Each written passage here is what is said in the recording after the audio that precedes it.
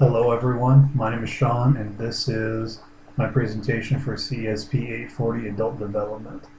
The theorist that I am presenting on is Dr. Kubler-Ross, and these are her 5 stages of grief. To give you a little background on Dr. Kubler-Ross, she was born in Switzerland, and that is where she got her doctorate in medicine. She came to the U.S. to do her residency. Initially, she wanted to be a pediatrician, but she ended up becoming a psychiatrist instead. And during her residency, what she noticed was um, when a patient was diagnosed with terminal cancer, the staff around this person, their behaviors changed, and they ended up becoming very withdrawn emotionally and physically from these patients. And what she concluded was that the ideas of death and dying are a very, very uncomfortable topic, and this is just the way that the staff ended up reacting to this diagnosis. And yeah, she thought that this was a very terrible approach in terms of quality of care, and so she kind of set out to help gain a better understanding of death and dying, so caregivers could give these people the respect that they deserve, even with a terminal illness. And so what Dr. Kubler-Ross ended up doing is she interviewed 200 patients with malignant cancer, and she ended up finding that patients ended up going through about 5 different phases. And so she designed the grief model, and she ends up teaching it. She ended up teaching it in a series of seminars, and these seminars did so well that she ended up publishing a book in 1969. And the purpose of these seminars and the purpose of this book is essentially to help find meaning and hope from suffering and loss. And throughout the book, Dr. Kubler-Ross has has a lot of psychoanalytic terminology and ideas. And I thought it was pretty interesting because on the topic of suffering and loss, there's a lot of existential concepts that end up coming out as well. And so the entire idea of the book is to help staff and caregivers become more comfortable with death and dying, so they can improve the quality of care with terminally ill patients. And so when she ends up going through the stages of grief, one thing that she's very clear with this is a big aspect of the entire process is being able to help instill hope. Right? Without hope, this person isn't going to be going through grief in a healthy way. Their experience in dying is going to be so much more negative than what it really could be. And again, the entire idea is to allow these people to die with dignity and to be able to live their life on their terms, essentially. And if they have no hope, these things don't really happen. And so with the grief cycle, a big thing that we can really help these patients with is being able to go through these different stages. That isn't to say that everyone is going to have to need help to go through these stages. If a person is satisfied with their life, has generally been able to accomplish the things that they want to, and generally are okay with everything that's happened in their lives, they're not really going to need a whole lot of help in being able to go through these stages. But someone who has a lot of missed expectations, who is generally unsatisfied, or someone who is expecting a lot more out of life, or is just really young, they may need a lot more help in going through these stages than somebody else. And so the stages themselves, the first thing that we have over here is shock. Now, shock isn't necessarily a stage in itself. It's more of just something to kind of be aware of. When someone gets the news of being diagnosed with a terminal illness, they may end up having 1,000-yard stare. They may just need a little bit of time to kind of figure out like what exactly this means for them. And so that's what the shock phase is. Some people may not necessarily go through this in the same context, and so it's not really considered a phase. The next stage is the denial phase.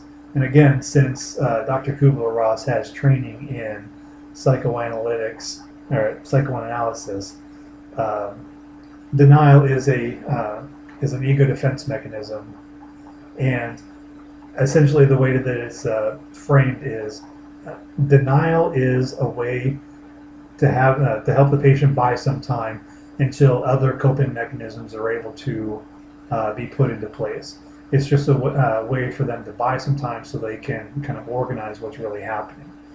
And the denial aspect of this can kind of happen through either minimizing the consequences of this diagnosis. They can outright refuse that it's happening. They may say something like, I can't have cancer because I'm perfectly fine. I feel okay. Or they may end up putting a lot of time and effort into finding a second opinion. Now, this is something that a lot of people are going to end up going through, and some people may end up staying in this phase a lot more. And Dr. Kubler-Ross says that someone who ends up using denial as their go-to ego defense mechanism in life, they may end up spending a lot more time in this phase than somebody who is satisfied with their life. She gives an example of a person who really just kind of refuses to acknowledge any sort of evidence that they have cancer. And so as time goes on, their face gets gaunt, and yet they refuse to acknowledge that they have any sort of illness, and they stop looking in the mirror just because it's a reminder of something that they refuse to acknowledge. And again, this is just something to kind of keep in mind as they go through this phase. The other part of this is isolation. Dr. Kubler-Ross says that isolation is going to be something that a patient may rely on a little bit more instead of denial if they have lived that satisfying life. This is just a way for them to kind of just withdraw and just kind of gain a recollection of what's really happening in their lives. It's a time for them to kind of collect themselves, essentially. The next phase that we have is anger. With anger, there's a lot of emotion, but there's also a lot of frustration, pain, and a feeling of injustice. And it just kind of depends on where the person is mentally as they go through this phase. So with a person who is going through anger, there may just be a general expression of injustice. And a good example of this would be someone saying, "Why me?" I know a 78-year-old person who, as far as I can tell, is pretty useless. Well, why do I have cancer? And why does this guy get to keep living? And it's just an outpouring of a lot of this frustration. And another thing that kind of comes out with this is a lack of control, essentially. A lot of the people that end up being diagnosed with terminal cancer, they've been able to gain a considerable amount of control in their lives, and then they're given a diagnosis that they have next to no control over. And so anger is basically just a way for them to kind of like regain or attempt to regain some of that control that they've lost in their lives. And so what may end up happening is they may end up using this anger, this reaction of pain, in directing it towards staff and family members. And so someone who is really frustrated with their situation, they may end up taking it out on the people around them. And this is something that is going to be very important as a caregiver and as a family member, that this is something that we cannot take personally. This person is dying, and we have to really understand where they're coming from. This isn't about us. This is about them being able to go through their process of grief. And so, when a patient does end up building or constructing a power struggle with the people around them, again, this is just one way for them to feel like they've regained some control in their lives when they feel like they really don't have any at all. The next phase that we have here is bargaining. With the bargaining phase, Dr. Kubler-Ross says that this is a fairly short phase when compared to the rest of them. With the bargaining phase, she essentially says with somebody who is given some information that is not preferable to them, they may refute it with anger, but when that doesn't give them the outcome that they're looking for, when demanding something doesn't work, plan B is let's ask nicely. Let's see what we can do to earn that outcome that we're really looking for. And so that's where the bargaining aspect of this comes in. Trying to figure out what we can do to get that outcome that we're looking for. And Dr. Kubler-Ross also mentions that this phase has some elements of guilt in them as well. A lot of the things that people end up saying either vocally or just internally is, if you give me X amount of time, or if you let me experience X, Y, or Z, I will do something. I will go to church. I will donate, money to science. I will do whatever it takes, essentially. And a big reason that there is some underpinnings of guilt in this is they end up resorting to saying that they'll do these things often because these are things that they think that they ought to be doing anyway. So someone's saying, if you give me another year to live, I will go to church every week. And this is almost deep down, this is almost like saying, I know I should be going to church, and I will certainly be doing that if I get what I need to from this. But Dr. Kubler-Ross also says, if there is, if for whatever reason a person is able to continue living and experience those things that they want to, oftentimes, not always, but oftentimes, the promises that they've given, they're not always able to live up to or follow through on.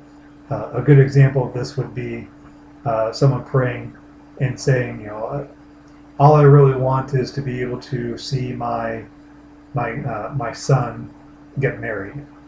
And through a lot of the efforts of the medical staff, this person was able to go and witness the wedding.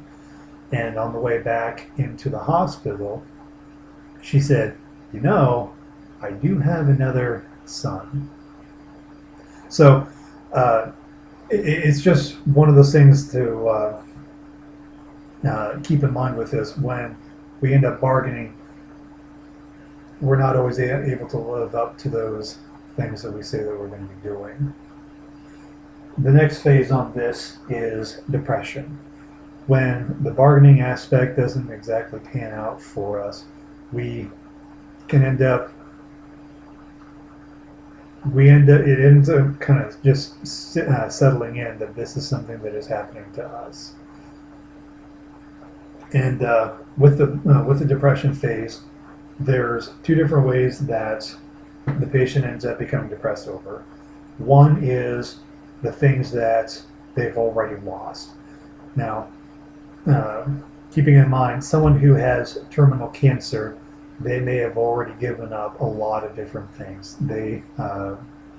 Because of surgeries, they may end up giving up parts of themselves. Because of the debilitating aspects of their illness, they may no longer have mobility. They may have great amounts of pain. They may need a lot more care than what they did in life. And so, a lot of things are ended up being lost in the process of even getting to this phase. And so, the depression phase, we end up looking at all of those different things that has been lost in the process.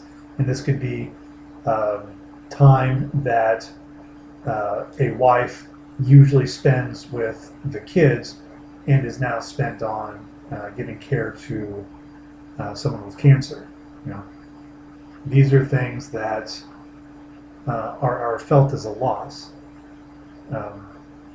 Another example of this would be with the surgeries that people may experience. You know, a person may have to go through a mastectomy, and again, looking back at all those things that they've already lost, and the approach that Dr. Kubler-Ross kind of suggests for this, she doesn't really give a whole lot of suggestions throughout this, but with this, we can have a little bit more of an optimistic approach. Look on the sunny side of life. Let's look at what we still have.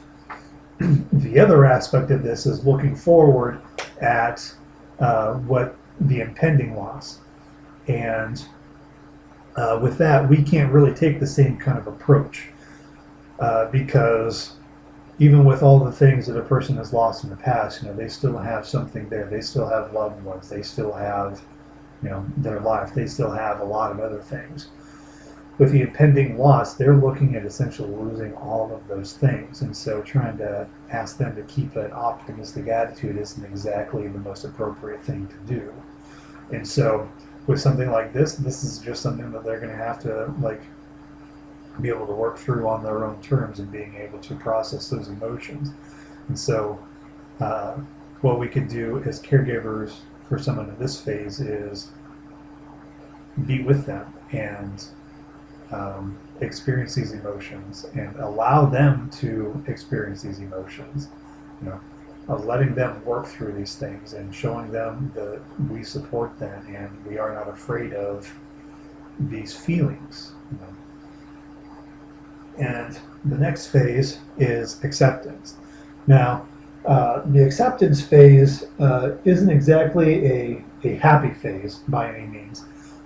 This is more of just a coming to terms with what can happen, and is usually a very impending thing.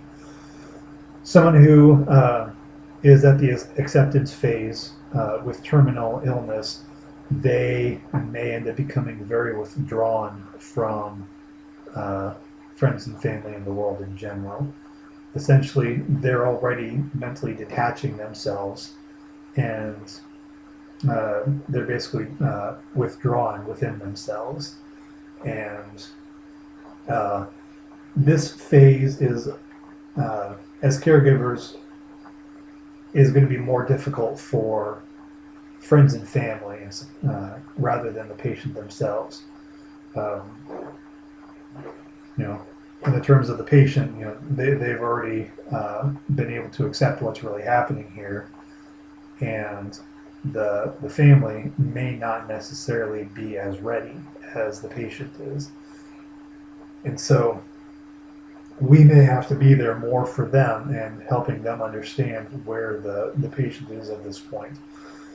And a lot of this, what this means for the family is the patient may not want to see family as often or as long and may not interact nearly as much as they used to because they are starting that detachment. They may end up sleeping a lot more often as well.